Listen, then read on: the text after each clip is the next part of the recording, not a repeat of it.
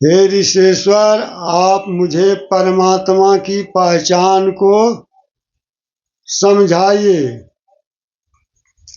और मुक्ति होने की, आवागमन से मुक्ति प्राप्त होने की रास्ता मुझे दिखाइए, समझाकर बताइए।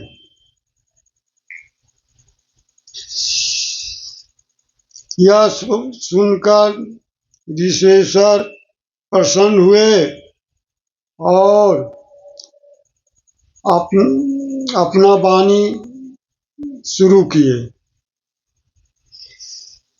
जो गौरी और महादेव की चर्चा खोली उन्होंने, शंकर पार्वती की चर्चा को उन्होंने खोला और बताया कि सब देवन के देव सदा शिव हैं। जो वेद में गौरी सो कही, सो मैं तुम्हारे पास अब कहता हूँ। अब तुम अधिक चाव से ध्यान से सुनो। यह गुप्त महाभेद ही में राखो, हृदय में, अपने हृदय में राखो और सभी के पास कभी मत बोलो। जो मूर्ख हो उसके पास कभी भी नहीं बोलना चाहिए, अहंकारी आदमी के पास, मूर्ख आदमी के पास। तो कैसे आदमी के पास बोलना चाहिए? तो यहाँ बता रहे हैं ऋषेश्वर मुनि, कह रहे हैं ऋषेश्वर मुनि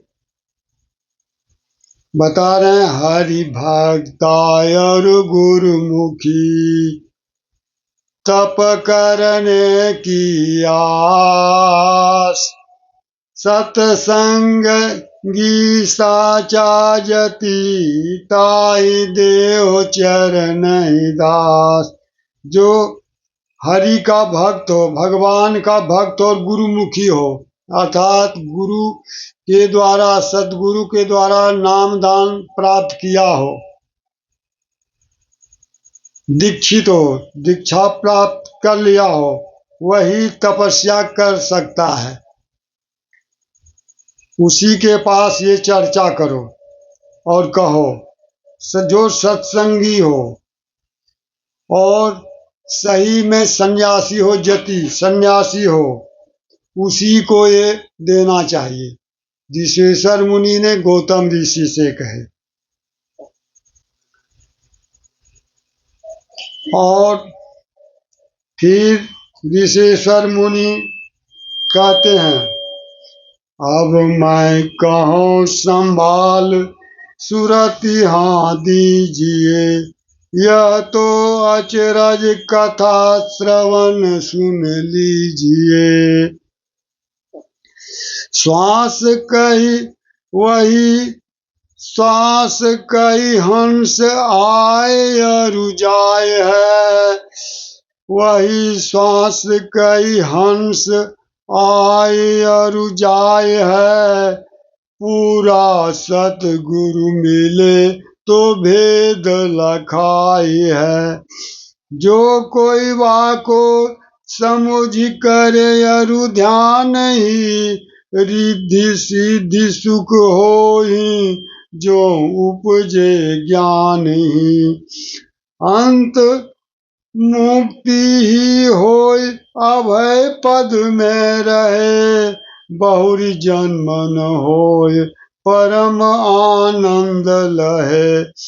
अब मैं बरनो हंस और परम हंस ही, जो समुझे ब्रह्म हो जाए सब संशय। हंस हंस जो मंत्र अर्थ पहचानिए, वह मैं हूँ यो कहे निश्चय करि जानिए।